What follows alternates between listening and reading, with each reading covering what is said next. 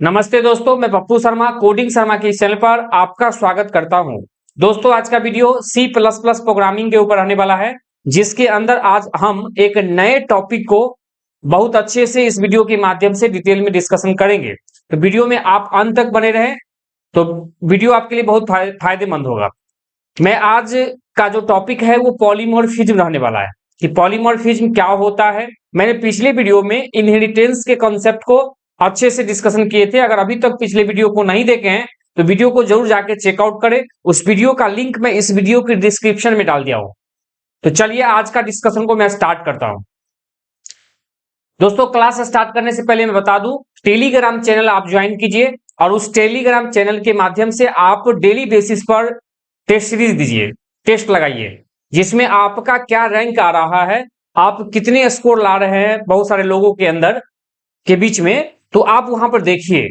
ठीक है, तो आपके लिए बहुत टेलीग्राम चैनल बहुत फायदेमंद रहेगा और आप डेली बेसिस पर आपको तरह तरह का क्वेश्चन जो है आपको देखने को मिलेगा कंप्यूटर साइंस का। तो आप टेलीग्राम चैनल ज्वाइन कर लीजिए। उस टेलीग्राम चैनल का लिंक मैं इस वीडियो के डिस्क्रिप्शन में डाल दिया, वहां से आप चेकआउट करिए और डायरेक्ट टेलीग्राम चैनल पर आ जाइए। और डेली बेसिस पर डेली 10 PM पर 10 बज के शाम में आपको टेस्ट सीरीज वहां होता है। ठीक है, ज्वाइन कीजिए उसको और लगाइए टेस्ट सीरीज। चलिए आज का डिस्कशन को हम स्टार्ट करते हैं और बढ़ते हैं पॉलीमॉर्फिज्म की ओर। देखिए, पॉलीमॉर्फिज्म क्या होता है। पॉलीमॉर्फिज्म दो वर्ड से मिलकर बना हुआ है। पॉली का मतलब होता है मेनी, माने मल्टीपल, और मॉर्फिज्म का मतलब होता है फॉर्म।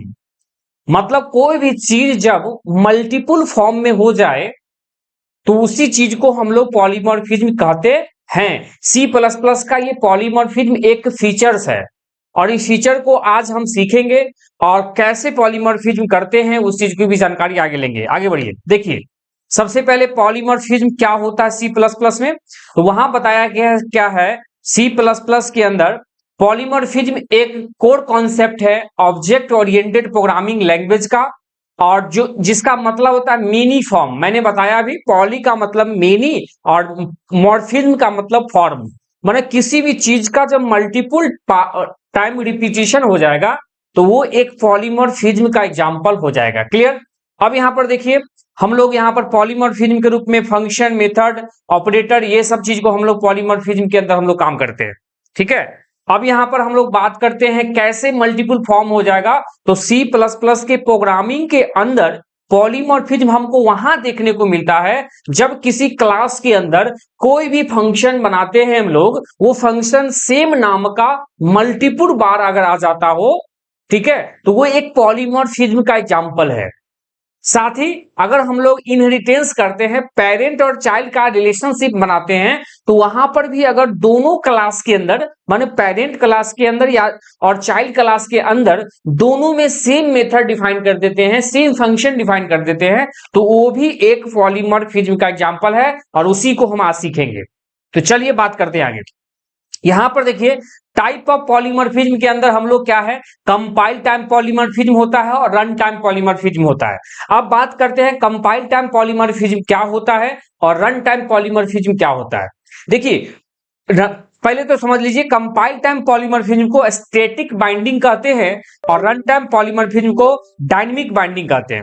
डायनेमिक बाइंडिंग कहते हैं, ठीक है, ये याद रखिएगा। सबसे पहले बात करिए कंपाइल टाइम पॉलीमॉर्फिज्म, मतलब वैसा पॉलीमॉर्फिज्म जिसमें किस फंक्शन को कॉल करना है। मतलब मल्टीपल फंक्शन सेम नाम का डिक्लेयर हो जाएगा, तो किस फंक्शन को कॉल करना है उसकी डिसीजन कंपाइल टाइम ही हो जाएगा, तो वो कंपाइल टाइम पॉलीमॉर्फिज्म कहलाता है। ठीक है, लेकिन जब पॉलीमॉर्फिज्म में जो फंक्शन बने हैं उस फंक्शन को कॉल करने का जो डिसीजन है वो रन टाइम पता चलेगा कि किस फंक्शन को कॉल करेंगे, तो वो रन टाइम पॉलीमॉर्फिज्म होता है। अब यहां पर हम लोग बारी बारी से कंपाइल टाइम और रन टाइम को समझते हैं प्रोग्राम के साथ, एग्जांपल के साथ। आइए यहां पर देखिए, वही बात बताया है। और स्टैटिक बाइंडिंग इसलिए कहते हैं क्योंकि ये पॉलीमॉर्फिज्म जब एक बार कंपाइल्ड हो जाता है तो उसके जो वैल्यू है फिक्स हो जाते हैं। उसमें जो मेथड है जो डिफाइन किए हैं वो फिक्स हो जाते हैं कि किस मेथड को कॉल होना है।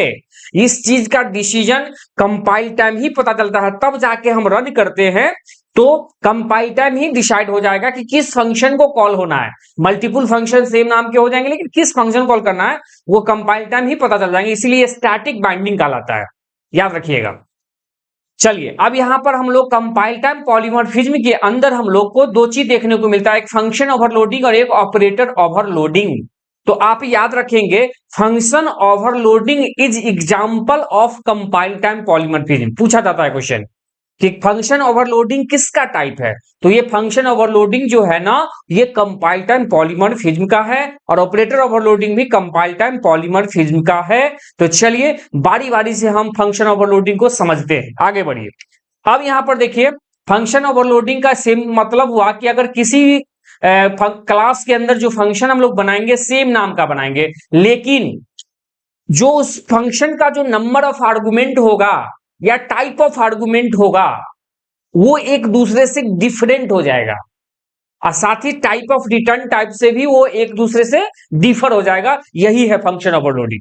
मतलब जितने भी फंक्शन बने होंगे सारा फंक्शन सेम नाम का तो होंगे लेकिन फंक्शन के आर्गुमेंट में type of argument, type of return type और या नंबर ऑफ आर्गुमेंट से वो फंक्शन एक दूसरे से डिफरेंट होगा। जैसे देख लीजिए एग्जाम्पल में समझिए, यहां पर क्या है सी प्लस प्लस का एक एग्जाम्पल बनाया है, प्रोग्राम बनाया गया है जिसके अंदर एक हेडर फाइल डिक्लेयर किया और उसके अंदर एक प्रिंट नाम का क्लास बनाया है, प्रिंट नाम का क्लास बनाया है और उसके अंदर पब्लिक मेथड बनाया शो नाम का, वॉइड शो एक इंटीजर लेने वाला। फिर से नीचे आइए देखिए वॉइड शो एक डबल लेने वाला, ठीक है, एक नीचे आइए वॉइड शो एक स्ट्रिंग लेने वाला। मतलब आप यहां पर देख सकते हैं कि शो नाम का जो फंक्शन है वो 3 बार आया है, 3 बार डिक्लेयर किया गया है।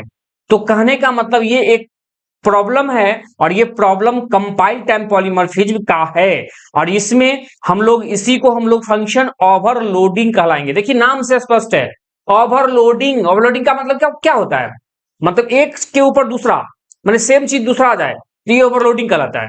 यहां पर फंक्शन की ओवरलोडिंग हो गई मतलब कंपाइलर कंफ्यूज होगा किस फंक्शन को कॉल करना है, लेकिन ये कंफ्यूजन कंपाइल टाइम डिसाइड हो जा रहा है तो ये फंक्शन ओवरलोडिंग है। आइए अब यहां पर देख लीजिए, ठीक है, मैंने सेम फंक्शन 3 टाइप का हो गया, मैंने ओवरलोडिंग हो रहा है। आगे बढ़िए, अब यहां मेन फंक्शन के अंदर है, ये मेन फंक्शन आईएनटी मेन यहां से स्टार्ट हुआ। अब क्या किया गया सो देखिए प्रिंट नाम का फंक्शन को कॉल किया गया, सॉरी प्रिंट नाम के फंक्शन का ऑब्जेक्ट बनाया गया। वो ऑब्जेक्ट का नाम क्या है ओबीजेईसीटी, माने ये जो ओबीजे नाम का जो ऑब्जेक्ट बना है वो प्रिंट फंक्शन का है, प्रिंट फंक्शन ही प्रिंट क्लास का है।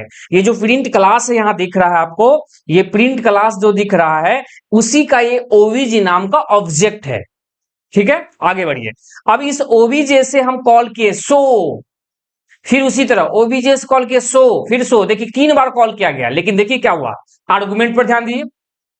इस आर्गुमेंट में 10 पास किए हैं तो 10 एक इंटीजर वैल्यू माना जाएगा और वो इंटीजर वैल्यू क्या होगा, ये इंटीजर वाले आर्गुमेंट माने यहां से ये फंक्शन कॉल हो जाएगा, क्या होगा ओबीजे डॉट शो किए हैं 10 तो माने ये फंक्शन कॉल होगा शो और उसमें 10 नाम का वैल्यू ए नाम के वैल्यू लोड कर देगा और यहां पर हमको क्या होगा आउटपुट कर दिए हैं इंटीजर, माने आउटपुट के रूप में हमको मिलेगा इंटीजर क्लोन और यहां से 10 मिल जाएगा, ये आउटपुट आया। अगली बार क्या होगा ओबीजे डॉट शो 3.14, अब ये कॉल किए तो पॉइंट वाला वैल्यू है, डेसिमल वैल्यू है तो डेसिमल वैल्यू डबल में जाकर लोड होगा, माने ये फंक्शन कॉल हो जाएंगे, माने उसके टाइप ऑफ आर्गुमेंट से वो फंक्शन कॉल होंगे। तो यहां से ये कॉल होगा, यहां मैसेज देगा डबल, डबल आएगा क्लोन और यहां पर 3.14 ये आएगा मैसेज, ठीक है। चलिए आगे देखिए, उसके बाद क्या ओबीजे शो और ये डबल कोट में हेलो लिखे तो हेलो एक स्ट्रिंग वैल्यू है तो ये स्ट्रिंग वाला आर्गुमेंट को कॉल करेगा, यहां से ये फंक्शन कॉल हो जाएंगे और शो नाम का ही फंक्शन है लेकिन ये आर्गुमेंट के हिसाब से ये फंक्शन कॉल होंगे और इसके अंदर आएगा और यहां मैसेज देगा, क्या लिखा हुआ है स्ट्रिंग क्लोन और हेलो, ये जो हेलो है ये हेलो को डिस्प्ले कर देगा, इस तरह से ये आउटपुट आएगा। मतलब देख लीजिए क्या हुआ इसमें, सेम नाम का फंक्शन डिक्लेयर किए मल्टीपुल टाइम, लेकिन number of argument, type of return type या number of type of argument से ये सारा फंक्शन एक दूसरे से अलग अलग है। यही तो फंक्शन ओवरलोडिंग है। उम्मीद करते हैं आप समझ गए होंगे फंक्शन ओवरलोडिंग। तो फिर हम आगे बढ़ेंगे, चलिए आगे चलिए। अब अगला बात आता है कंपाइल टाइम पॉलीमॉर्फिज्म के अंदर ही ऑपरेटर ओवरलोडिंग देखने को मिलता है। देखिए ऑपरेटर कौन होता है, operator, arithmetical operator, logical operator, bitwise operator, shift operator, assignment operator, relational operator, ये सब ऑपरेटर हैं। तो यही ऑपरेटर का जो अरिथमेटिकल ऑपरेटर है उसका हम लोग ओवरलोडिंग करेंगे, तो वही ऑपरेटर ओवरलोडिंग कहलाते हैं। अब देखो ऑपरेटर ओवरलोडिंग का क्या कॉन्सेप्ट है इसके अंदर, सो समझिए। ये भी एक कंपाइल टाइम पॉलीमॉर्फिज्म है। आइए यहां समझिए, पहले सबसे पहले ये कॉम्प्लेक्स नाम का क्लास बनाया, इसके अंदर दो डेटा मेंबर डिक्लेयर किया, रियल और इमेजिनरी, IMAG, मैंने एक रियल नाम का वेरिएबल बनाया, एक IMAG नाम का वेरिएबल बनाया। ठीक है, चलिए अब यहां पर ये कंस्ट्रक्टर डिक्लेयर किया। आप कंस्ट्रक्टर पढ़े होंगे, हम पहले पढ़ा चुके हैं। कंस्ट्रक्टर स्पेशल मेंबर फंक्शन होता है जिसको क्लास के नाम से रिलेट करते हैं। मैंने तो सब पढ़ा चुका हूं। अगर अभी तक वो सारा वीडियो आप नहीं देख रहे हैं तो आप थोड़ा देखिए, आपका डाउट क्लियर होगा। ठीक है, डाउट क्लियर होगा। और उस वीडियो का लिंक, मैं इस वीडियो का प्लेलिस्ट का लिंक डाल दिया हूं डिस्क्रिप्शन में, आप देख लीजिए।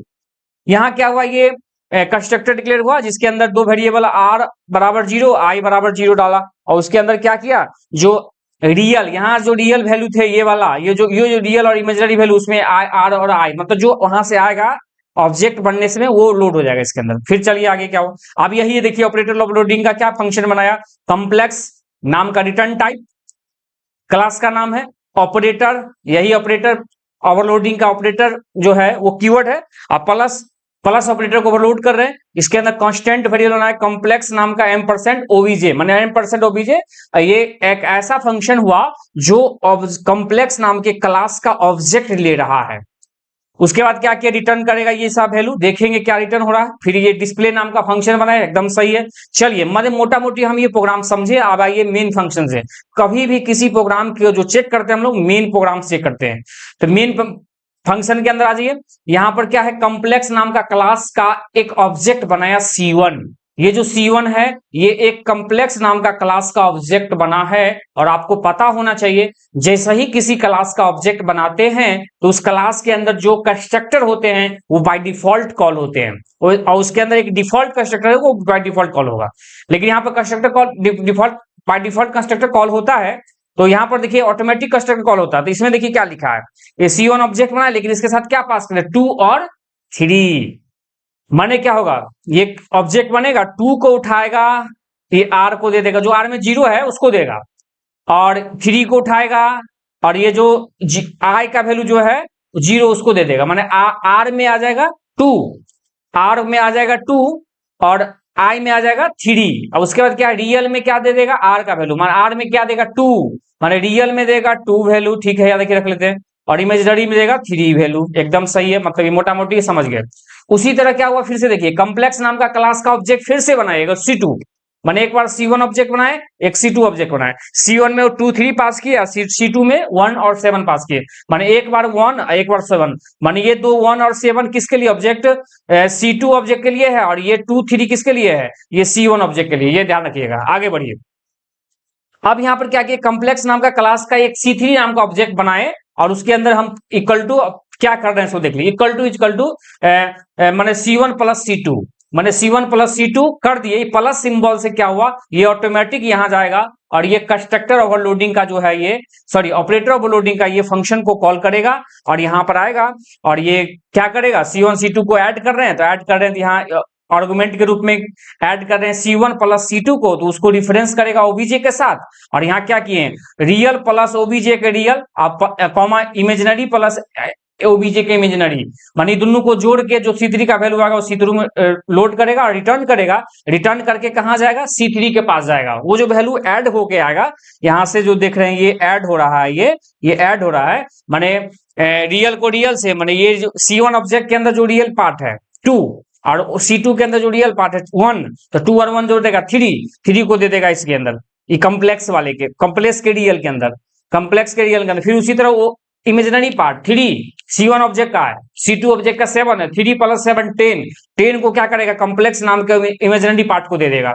उसके बाद क्या होगा, जो वैल्यू आएगा उसको क्या कर रहे हैं, रिटर्न कर रहे हैं, माने वो कॉम्प्लेक्स वैल्यू को रिटर्न कर रहे हैं, वो जाके C3 में लोड होगा। ये C3 देख रहे हैं, ये C3 जो है यहाँ, ये C3 में लोड होगा। अब फिर क्या किया, C3 से हम डिस्प्ले कॉल किए हैं, तो C3 से जब डिस्प्ले कॉल किए हैं, यहाँ डिस्प्ले फंक्शन कॉल हो जाएगा इससे यहाँ पर। और यहाँ पर क्या, रियल, माने यहाँ पर रियल, रियल में क्या है, रियल प्लस इमेजिनरी। अच्छा, रियल का जो वैल्यू होगा, चलो देखिए, रियल का वैल्यू क्या था, 2 1 3 था, प्लस इमेजिनरी का वैल्यू क्या, 3 + 7 10 था। यहाँ पर एक्सप्लेनेशन साइन, ये वाला साइन दे देगा। ये एक कॉम्प्लेक्स नंबर जो है जिसके अंदर रियल और इमेजिनरी पार्ट होते हैं वो ऐड हो जाएंगे, और ऐड होके ये दिख जाएंगे कॉम्प्लेक्स नंबर। उम्मीद करते हैं ऑपरेटर ओवरलोडिंग का एक कुछ बात समझ में आया है, और ये ऑपरेटर ओवरलोडिंग भी एक कंपाइल टाइम पॉलीमॉर्फिज्म का एग्जांपल है। उम्मीद करते हैं आप फंक्शन ओवरलोडिंग समझ गए होंगे, माने फंक्शन ओवरलोडिंग और ऑपरेटर ओवरलोडिंग दोनों समझ गए होंगे, माने कंपाइल टाइम पॉलीमॉर्फिज्म आप समझ गए। तो अब हम चलिए आगे बात करते हैं रन टाइम पॉलीमॉर्फिज्म की ओर। देखिए, मैंने पहले ही बता चुका हूं, रन टाइम पॉलीमॉर्फिज्म का मतलब वैसा पॉलीमॉर्फिज्म जिसमें किस फंक्शन को कॉल करना है उसकी डिसीजन रन टाइम होता है, तो इसीलिए वो रन टाइम पॉलीमॉर्फिज्म कहलाते हैं। अब आ जाइए, रन टाइम पॉलीमॉर्फिज्म को हम लोग लेट बाइंडिंग कहते हैं, याद रखिएगा। लेट बाइंडिंग माने, लेट बाइंडिंग इसलिए बोला जाता है क्योंकि इस रन टाइम पॉलीमॉर्फिज्म में किस फंक्शन को कॉल करना है इसकी डिसीजन लेट होता है। लेट का मतलब कंपाइल के बाद कर होता है, इसलिए इसको लेट बाइंडिंग कहा जाता है। और लेट बाइंडिंग में हम लोग जो इनिशियलाइज करेंगे वैल्यू पेरेंट के चाइल्ड में, वो चीज आगे देखेंगे। चलिए देखिए, अब यहां पर रन टाइम पॉलीमॉर्फिज्म को हम के अंदर हम लोग को देखने को मिलता है वर्चुअल फंक्शन। वर्चुअल फंक्शन जो है ये रन टाइम पॉलीमॉर्फिज्म है, जिसके अंदर हम लोग आप समझेंगे ये फंक्शन ओवरराइडिंग, माने फंक्शन ओवरराइडिंग या मेथड ओवरराइडिंग दोनों कहते हैं इसको। मेथड ओवरराइडिंग है, वहां पर ओवरलोडिंग था, याद रखिएगा, ये ओवरराइडिंग है। तो मतलब रन टाइम पॉलीमॉर्फिज्म के अंदर हम लोग को देखना मिलता है मेथड ओवरराइडिंग या फंक्शन ओवरराइडिंग, उसी को बोलते हैं। अब यहां बात कीजिए, रन टाइम पॉलीमॉर्फिज्म तब होगा जब इनहेरिटेंस की कंसेप्ट होगा, माने पेरेंट और चाइल्ड का रिलेशनशिप होगा, पेरेंट को का प्रॉपर्टी को चाइल्ड में हम जब इनहेरिट कर लिए होंगे तभी जाके वो रन टाइम पॉलीमॉर्फिज्म देखने को मिलेगा, फंक्शन ओवरराइडिंग देखने को मिलेगा। हम आगे बात करते हैं।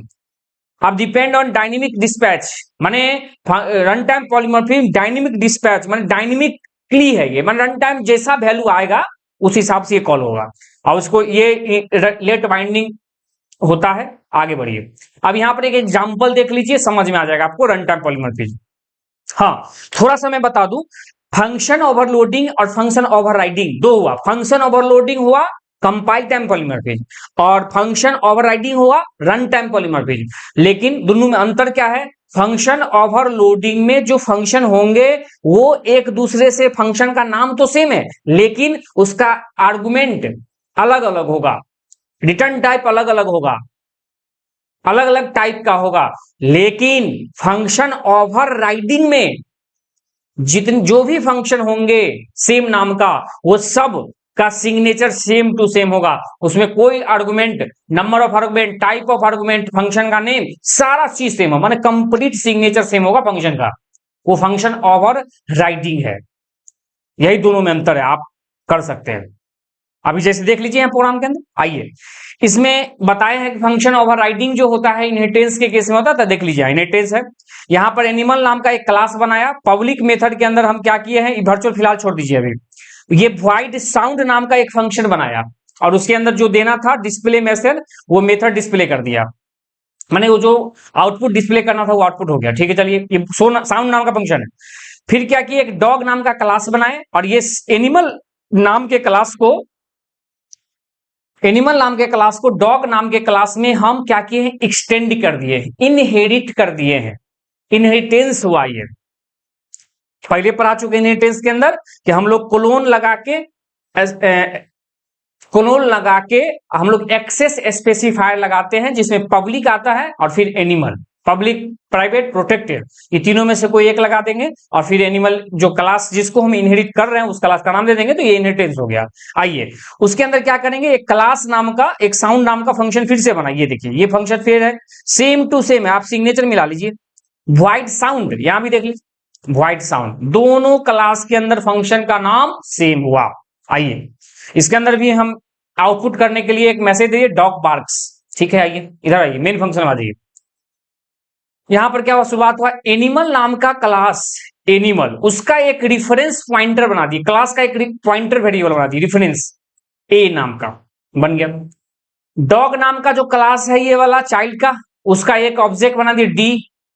अब यहां क्या कर रहे सो देख लीजिए, ए नाम का जो क्लास है, किसका, ए नाम का पॉइंटर वेरिएबल है, वो पेरेंट को रिफरेंस कर रहा है, तो उसमें हम डाल रहे हैं, डाल क्या रहे हैं, M%D, माने डी के ऑब्जेक्ट का जो आईडी होगा उस ऑब्जेक्ट को हम बाइंडिंग कर रहे हैं, बाइंड कर रहे हैं, माने डी नाम का जो चाइल्ड क्लास था उसको ए नाम के वेरिएबल में बाइंड कर रहे हैं। चलिए ठीक है, उसके बाद क्या किए, जैसे ही बाइंड किए तो हम क्या किए, ए से हम रिफरेंस करें, ये जो ऑपरेटर है ये रिफरेंस ऑपरेटर है, ये याद रखिएगा, ये वाला तीर का निशान, इसके द्वारा क्या किए, साउंड नाम का फंक्शन कॉल किए। चलिए देखिए, जैसा ही साउंड नाम का फंक्शन कॉल किए हैं तो होगा क्या, ये ए क्या है, एनिमल का रिफरेंस है। अब ये ए को, ए में क्या डाल दिए हैं, डी माने डॉग का, ये जाएगा पहले इसके अंदर, इसके अंदर जाएगा और यहां पर साउंड तो है, लेकिन देखिए क्या हुआ, यहां पर हम रिफरेंस के रूप में रिफरेंस लगा रहे हैं, ये ऑपरेटर लगा रहे हैं, तो क्या करेगा, ऑटोमेटिक जो इसका ओवरराइड मेथड है, यहां पर हम लोग जो वर्चुअल अभी मिटा दिए थे, ये जो वर्चुअल मिटाए थे, ये वर्चुअल फंक्शन साउंड का, वो जाके इसका ये जो फंक्शन है इसको एग्जीक्यूट करेगा और इसके अंदर जो मेथड जो हम आउटपुट दिए हैं, एनिमल मेक्स और साउंड, ये आउटपुट इसके रूप में आ जाएगा। यहां क्या लिखा है, calls dog version of sound eight run time, मतलब देखिए ये तो ऑटोमेटिक यहां से साउंड इसमें आएगा, ओवरराइड मेथड जो है ना वो कॉल कर जाएगा। ठीक है, ये कॉल कर जाएगा, वहां पर वो वर्चुअल हो गया, वो सेम मेथड वहां भी है और यहां भी है, वो वर्चुअल बन गया, पेरेंट का और चाइल्ड का काम कर जाएगा, मतलब मोटा मोटी समझ लीजिए चाइल्ड का काम करेगा, ये चाइल्ड का जो साउंड फंक्शन है वो काम कर जाएगा और एग्जीक्यूट करेगा अच्छे से। उम्मीद करते हैं आप समझ गए होंगे, ये वर्चुअल फंक्शन यही होता है, वैसा फंक्शन वर्चुअल फंक्शन कहलाता है, जिस फंक्शन में वर्चुअल नाम का कीवर्ड लगा देते हैं वो वर्चुअल फंक्शन कहलाता है। आगे बढ़िए, ठीक है, वर्चुअल फंक्शन जो है वो रन टाइम पॉलीमॉर्फिज्म का एग्जांपल है। आगे बढ़िए, अब अगला टॉपिक है, अभी हम और टॉपिक पढ़ाने वाले हैं, एब्स्ट्रैक्ट क्लास भी देखेंगे। अभी आइए प्योर वर्चुअल फंक्शन के बाद, देखिए प्योर वर्चुअल फंक्शन वैसा फंक्शन जिस फंक्शन को बनाने के समय में ही उसको जीरो से इनिशियलाइज कर देंगे, माने वैसा फंक्शन जिसको जीरो से इनिशियलाइज कर देंगे वो फंक्शन कहला जाएगा वर्चुअल फंक्शन। और वर्चुअल फंक्शन एक ऐसा फंक्शन होता है जो किसी भी क्लास के अंदर होता है, तो उस क्लास के अंदर उसको मेथड, उसके अंदर डेफिनेशन उसका डिफाइन नहीं करते हम लोग, उसको जिस क्लास में हम इनहेरिट करेंगे उस क्लास, वो वर्चुअल फंक्शन जिस क्लास का होगा, माने वर्चुअल फंक्शन जिस क्लास का होगा उस क्लास में हम इनहेरिट करें तो वहां पर जाके उसको बॉडी देंगे। ठीक है, और एक बात याद रखिए, वर्चुअल फंक्शन जिस क्लास में बनेगा वो class by default abstract class कहलाएगा। हम आगे बताएंगे एब्स्ट्रैक्ट क्लास। ठीक है, मतलब क्या समझ में आया प्योर वर्चुअल फंक्शन के बारे में, मैंने वैसा फंक्शन जो जीरो से इनिशियलाइज होता है, देख लीजिए सिंटेक्स के रूप में, virtual, return type, function name, argument, zero. जैसे मान लीजिए एग्जांपल में हम बताते हैं, जैसे मान लीजिए एक फंक्शन बनाने सो नाम का था, वर्चुअल वॉइड रिटर्न टाइप दिए सो नाम का फंक्शन बना, आर्गुमेंट में कुछ नहीं देगा, जीरो, तो ये क्या हुआ, एक प्योर वर्चुअल फंक्शन बन गया, ये प्योर वर्चुअल फंक्शन का एग्जांपल है। ठीक है, ये प्योर वर्चुअल फंक्शन का एग्जांपल है और ये चीज है। अब आगे चलिए इसका देखते हैं हम कैसे है, यहां पर लिखा भी है प्योर वर्चुअल फंक्शन, ये सारा चीज देख लीजिए आप, आगे बढ़िए। प्योर वर्चुअल फंक्शन का एक एग्जांपल देख लीजिए, यहां पर क्या है, इस क्लास के अंदर, फैकल्टी क्लास के अंदर 3 डेटा मेंबर बनाए हैं और इसके अंदर एक प्योर वर्चुअल फंक्शन बना दिए हैं, वर्चुअल वॉइड कैलकुलेट सैलरी। अब देखिए calculate salary equal to zero, मतलब ये क्या है, एक प्योर वर्चुअल फंक्शन बना। अब प्योर वर्चुअल फंक्शन बना तो ये जो क्लास जिसके अंदर बना है ये by default class abstract class कहलाएगा। आगे बढ़िए, अब क्या है, इस क्लास को मैंने फैकल्टी क्लास को ये जो फैकल्टी क्लास आपको दिख रहा है इसको हम क्या किए हैं, इनहेरिट कर दिए हैं। यहां देखिए इनहेरिट किए हैं रेगुलर फैकल्टी क्लास के अंदर। इनहेरिट जैसे ही करेंगे तो इस जो प्योर वर्चुअल फंक्शन था उसको बॉडी देना पड़ेगा। यहां देख लीजिए बॉडी दिया है, वॉइड कैलकुलेट सैलरी, समझ गए होंगे, बॉडी दे दिया, जो देना था दे दिए। उसी तरह इस फैकल्टी क्लास को गेस्ट फैकल्टी के अंदर भी हम क्या किए, इनहेरिट किए। जैसा ही इनहेरिट करेंगे तो ये प्योर वर्चुअल फंक्शन जो है उसको बॉडी देना नेसेसरी होगा। देखिए बॉडी दे दिया, वॉइड कैलकुलेट सैलरी। आगे बढ़िए, उम्मीद करते हैं अभी तक ये बात समझ में आपको आया होगा। आगे बढ़िए, अब यहां देखिए मेन फंक्शन के अंदर आया फैकल्टी नाम का क्लास, जो पेरेंट क्लास था उसका एक रेफरेंस ऑब्जेक्ट बनाया पॉइंटर टाइप का। उसका रेगुलर फैकल्टी का भी आर फैकल्टी ऑब्जेक्ट बनाया, गेस्ट फैकल्टी के अंदर जी फैकल्टी बनाया। उसके बाद पी फैकल्टी मतलब पी फैकल्टी, अच्छा फैकल्टी का जो क्लास है उसका पी फैकल्टी उसको डिफरेंस कर दिया आर फैकल्टी से, माने इसको इससे डिफरेंस कर दिया, और फिर इसको भी क्या किया, इससे डिफरेंस कर दिया पेरेंट्स से। ये दोनों, ये लाइन से पहले ये क्या है और इस लाइन से वो किया था, और फिर क्या किया, P faculty arrow calculate salary call किया था। जैसे कैलकुलेट सैलरी कॉल हुआ तो वो पेरेंट क्लास के अंदर चाइल्ड क्लास के अंदर जाएगा और वहां पर जो मेथड है कैलकुलेट सैलरी उसको एग्जीक्यूट कराएगा। उसी तरह फिर क्या है, पी फैकल्टी के अंदर m% जी फैकल्टी वो जाएगा इसके अंदर और इसका मेथड को कॉल करेगा और कैलकुलेट सैलरी के अंदर जो डेटा है उसको डिस्प्ले कर देगा। उम्मीद करते हैं आप समझ गए होंगे प्योर वर्चुअल फंक्शन, यही तो है प्योर वर्चुअल फंक्शन।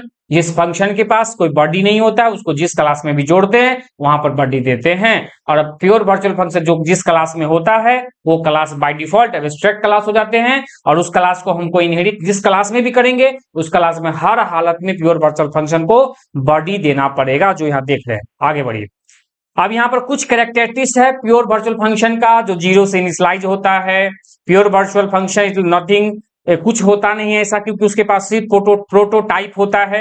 उसका डेफिनेशन हम जो उस क्लास में डिराइव क्लास मतलब जिस क्लास में इनहेरिट करते हैं वहां देते हैं। Pure virtual function are not defined, माने प्योर वर्चुअल फंक्शन को बेस क्लास में उसको बॉडी नहीं देते हैं, यही सब बात लिखा हुआ है। सिर्फ वर्चुअल फंक्शन वर्चुअल कीवर्ड के साथ उसको डिक्लेयर करते हैं। आगे देखिए, प्योर वर्चुअल फंक्शन जो है we can not object as the class pure virtual function but we can have pointer to, हाँ प्योर वर्चुअल फंक्शन जिस क्लास का होगा उस क्लास का ऑब्जेक्ट नहीं बना के उसको एक रेफरेंस से पॉइंटर रेफरेंस करते हैं हम लोग, ये चीज लिखा हुआ है।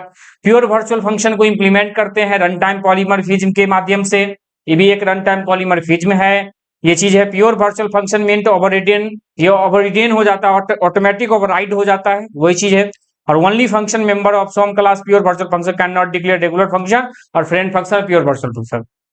ठीक है, यही सब बात लिखा हुआ है, आप पढ़ लेंगे। आगे बढ़िए, अब अगला बात है एब्स्ट्रैक्ट क्लास। एब्स्ट्रैक्ट क्लास का मतलब हो गया वैसा क्लास जिस क्लास में कैन नॉट बी इनिशियलाइज्ड, नहीं जिस क्लास कांट बी इनिशियलाइज्ड माने इनिशिएटेड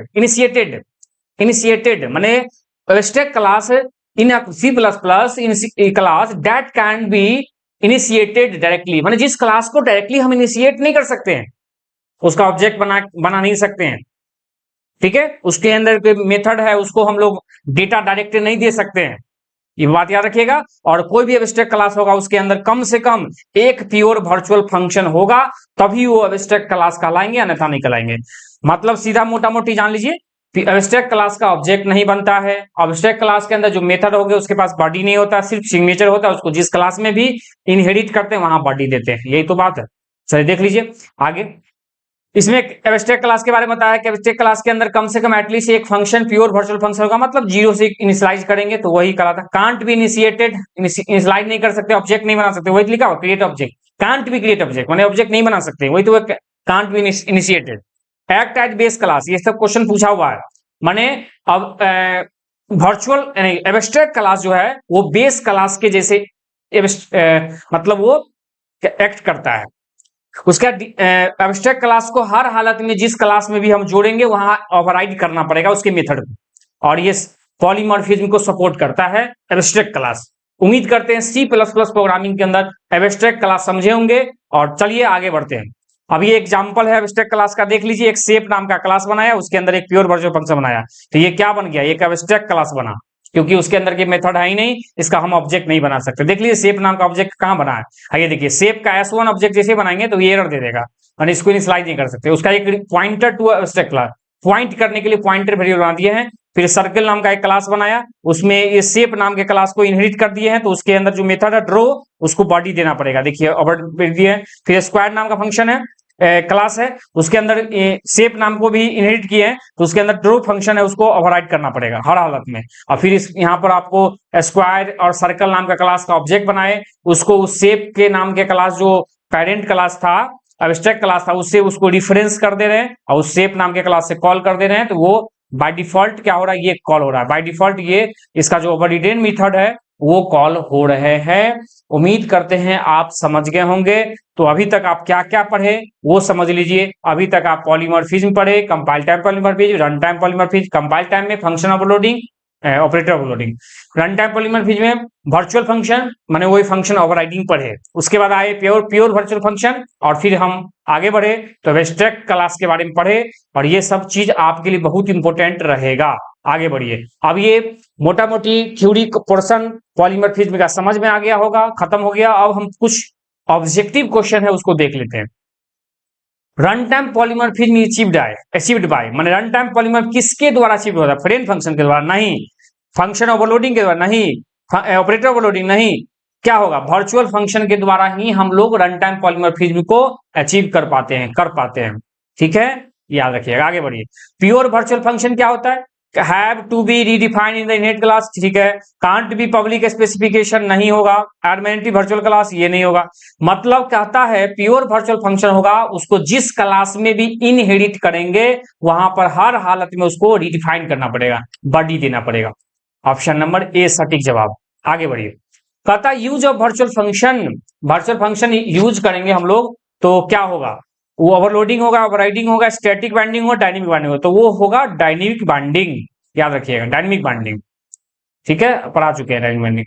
और virtual class is the same as, अच्छा वर्चुअल क्लास अगर कोई होगा तो वो कैसा होगा? और class with a virtual function, अगर कोई क्लास के अंदर कोई वर्चुअल फंक्शन हो जाएगा उसको वर्चुअल क्लास कहेंगे, या उसको एब्स्ट्रैक्ट क्लास भी कह सकते हैं। आगे बढ़िए।